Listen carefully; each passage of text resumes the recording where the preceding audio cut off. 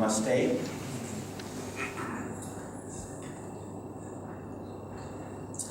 When I see y'all out there with such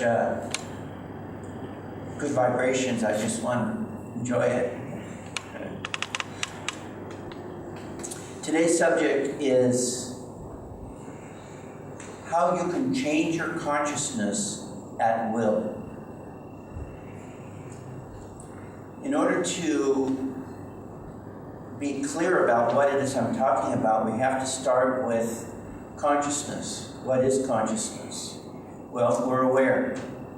Most of us consider consciousness being aware of the senses, aware of the memories and the involvements that we have with life. When we feel that, we think, well, I'm aware. I'm afraid this is distracting me. Okay. Thank you.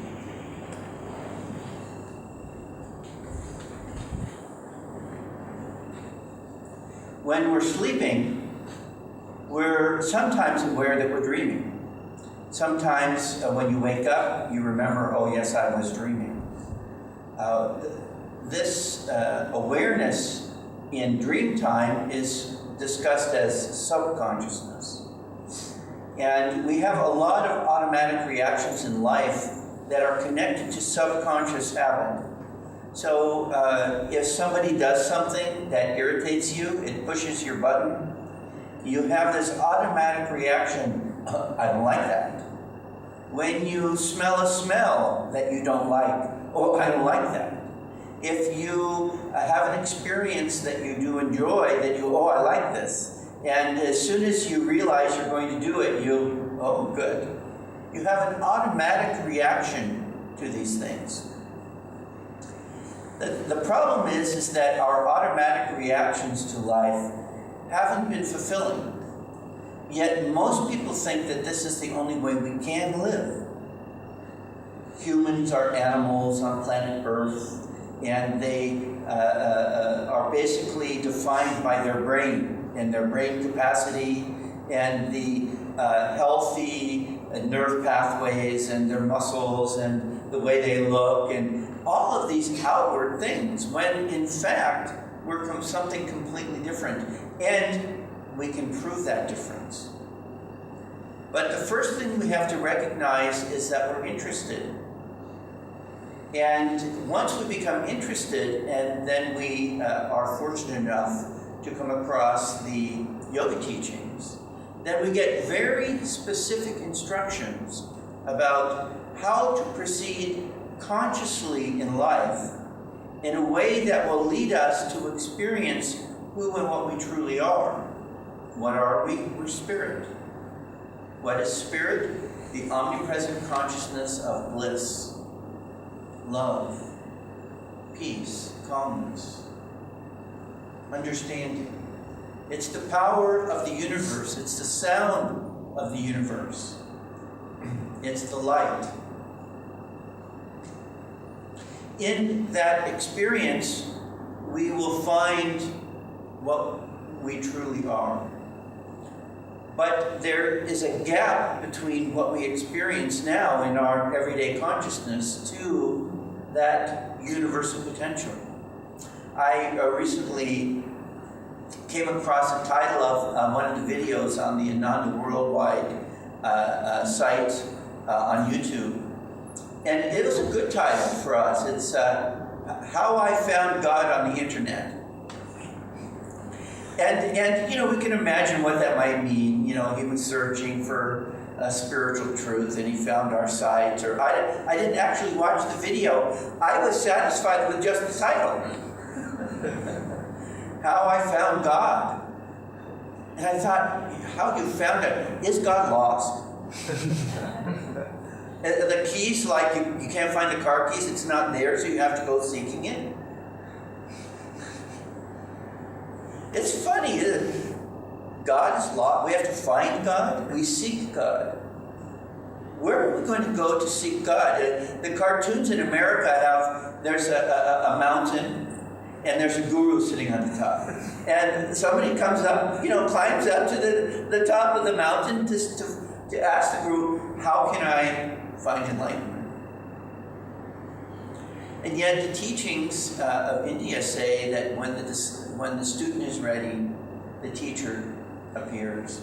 When the disciple is ready, the guru presents himself.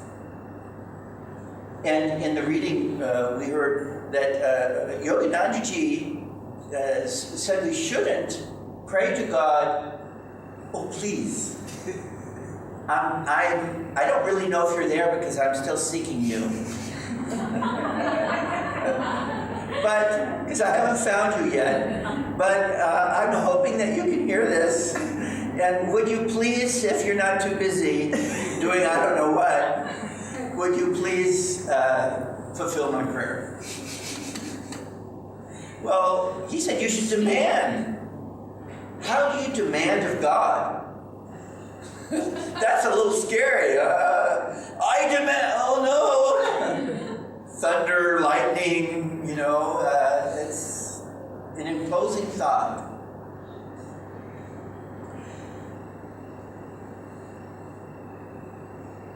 It was my good fortune to come to Ananda in the 70s and to observe Kriyanandaji over a number of years in those early years, to try to understand what does it mean to be a devotee and what does it mean to take conscious control over your will. And the Master taught us something very clear about this. When he was asked if he was dropped off on a deserted island, and he could only have one technique of the techniques that we practice, which would be the one that he would choose? And he said that it was the energization exercises. Well, of course, he was the author of the exercises. Swamiji's favorite music was the music that came through him. So there's this connection, there's this understanding. But Yoganandaji came with a very clear message. It used to be in religion in the past that you had to in some way please God sufficiently through mantras, through money, donations, through some kind of tapasya, and then if you were lucky, God would give you what you seek. But Yoganandaji said, through the power of will, you can activate universal potential. And the energization exercises are the exercising of conscious control of life force through will. And when we think of meditation, most people think of meditation as a very passive act. But meditation is a conscious act of will in attunement with the divine flow of consciousness that is trying to uplift us. So we talk in the anatomy of yoga about the chakras, about the spine, the Ida and the Pingala, and then the Sushumna, the energy rising, the Kundalini rising in the spine. When we practice energization, we are practicing the conscious direction of life force to the various body parts. When we practice any kind of pranayama, energization is a pranayama, even though we don't always use the breath. Meditation is an act of pranayama, conscious control over energy, life force, directed by the will. Kriyanandaji told a story about when he came to saw Master for the first time. And he said Master was looking up into the spiritual eye. And Kriyanandaji, he instinctively realized that he was reading him. He was reading the situation. He was connecting to God. When I came to Ananda, I found that Kriyanandaji would often, when asked a question, withdraw and focus. He was connecting more deeply to the spiritual eye. Master said that the spiritual eye is the seat of spiritual awareness. Even though we talk about the receiving station at the station as the heart, and a point of intuitive perception in the heart as the center of the universe, this heart connected to the spiritual eye, and the spiritual eye is really, we talk about it as a broadcasting station. This is the place where you connect your soul, your individualized spirit will, to omnipresent God consciousness will. This flow of energy up the spine and out the spiritual eye. And as we practice more and more deeply energization and the meditation techniques, we will find that you're going along in your everyday life and you're not paying that much attention, and then suddenly something important happens. You go here. This is where you want to go. Here. With an open heart. But this master could taste food with his spiritual eye. He didn't have to do the energization exercises. He said he could put his attention in the spiritual eye and he would be flooded with life force.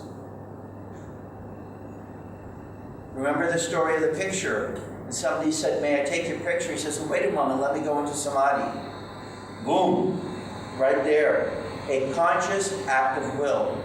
Remember the story that Kriyanandaji told in The New Path, when a master had come back to Mount Washington and had been away for some time, and Kriyanandaji missed him, and he wanted to get in master's or in his presence, see if he could, have some interaction.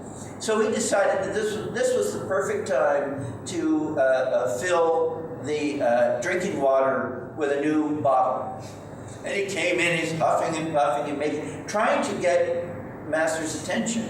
And Master was in the room next to it, but not where he could actually see him. And Master was doing stuff, and Kriyanandaji said he was taking as long as he could and making as much noise as he could, but he never got Master's attention, and he started to feel disappointed. And that disappointment led to him going down the road of, oh, Master doesn't love me, Master doesn't care about me, Master, I'm nothing. And he was going in a negative direction. And there was a point at which he realized that this is what was happening, and he decided, I don't like this. What am I going to do about it?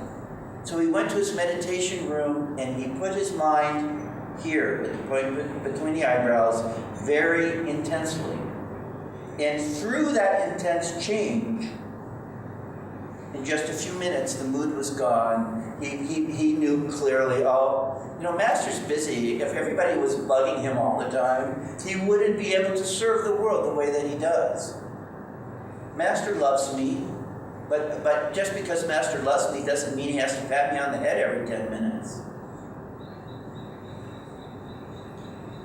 This conscious act of will.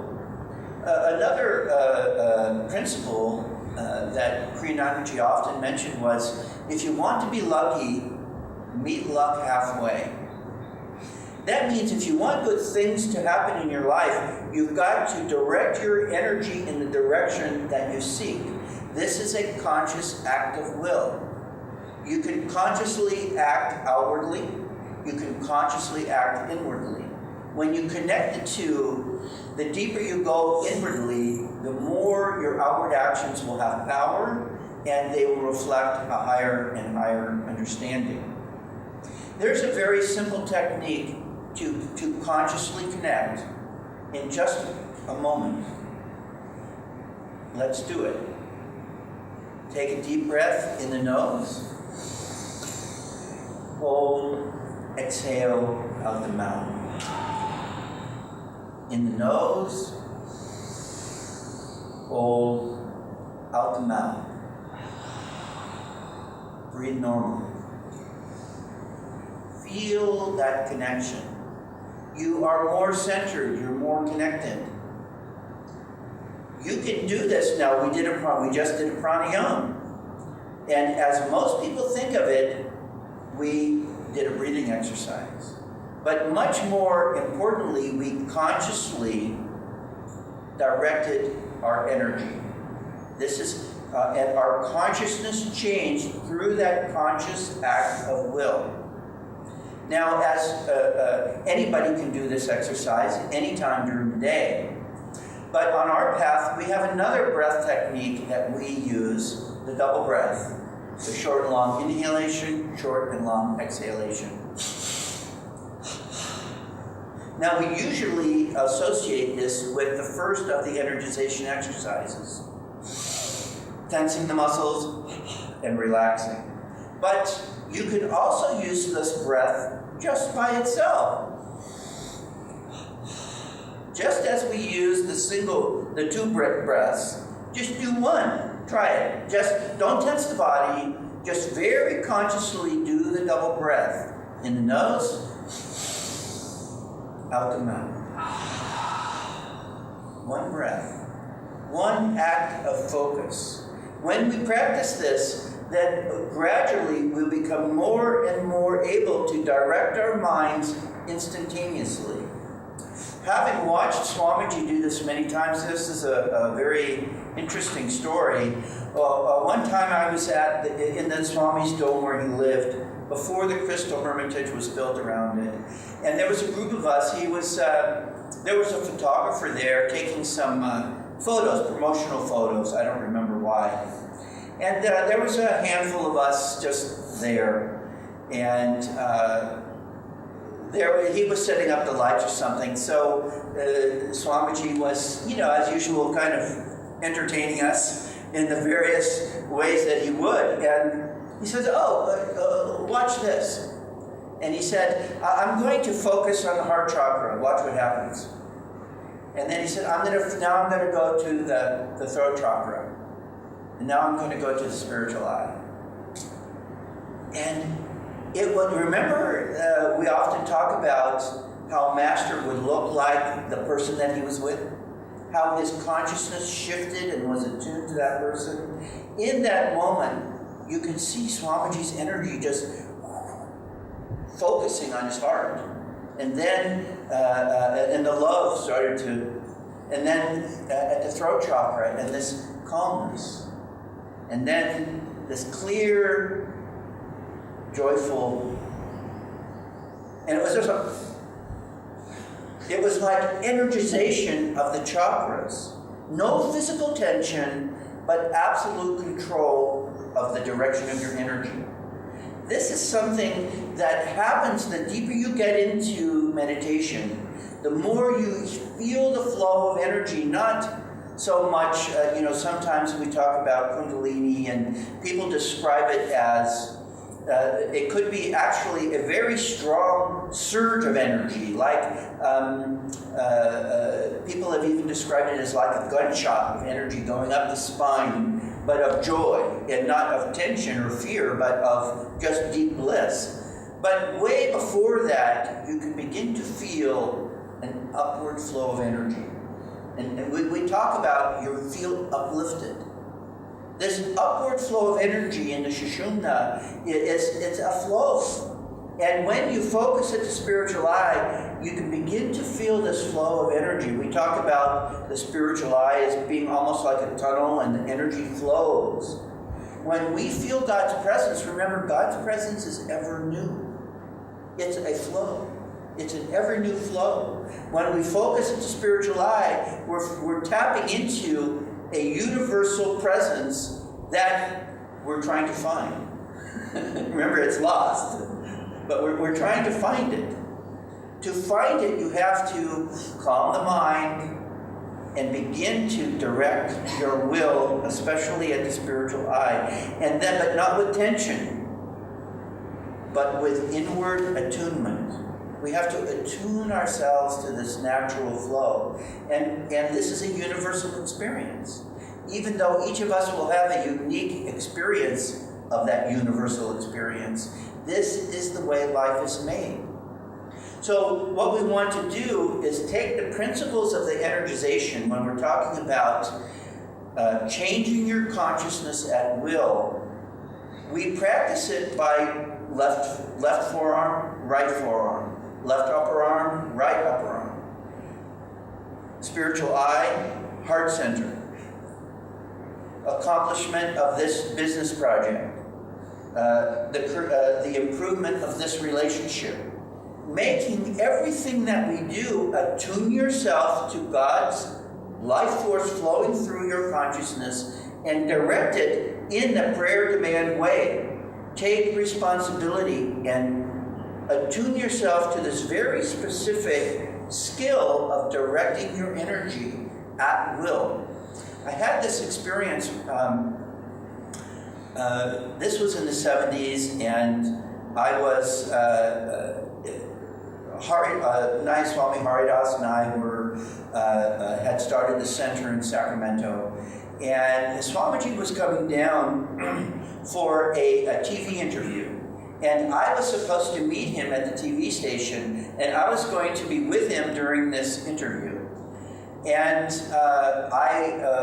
that same evening, I was teaching a Raja Yoga class, and I had to go from the class to the station, and the timing was quite tight for me to get there on time. And so I finished the class, and usually you stand around and wait and visit with people. But I jumped into the car right away, and while I'm driving down the road, I'm changing my clothes. Because I was in my yogi clothes. I wanted to have a more Western look for the TV show. And the thing is there was no GPS. And I didn't know exactly where the station was. I knew approximately where it was. But I was looking for the exit on the freeway, and I did something that you never do in America, that people do all the time here in India. I actually stopped on the freeway and backed up because I missed my exit. And you can imagine my peaceful consciousness trying to rush down the road, which way to go, get my clothes changed while I'm driving. I missed the exit, I'm backing up, oh no! I finally find the place, and I'm a little late. And I go running in the front door, and the reception person says, he knew right away who I was, and just pointed me down the hall, and I'm running, I'm finally there. And I can't go in there like this. I can't go in there. I'm too excited from, trying to get here. So what did I do?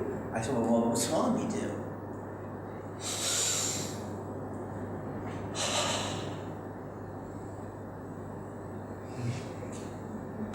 And it totally worked. I walked in there, it was like,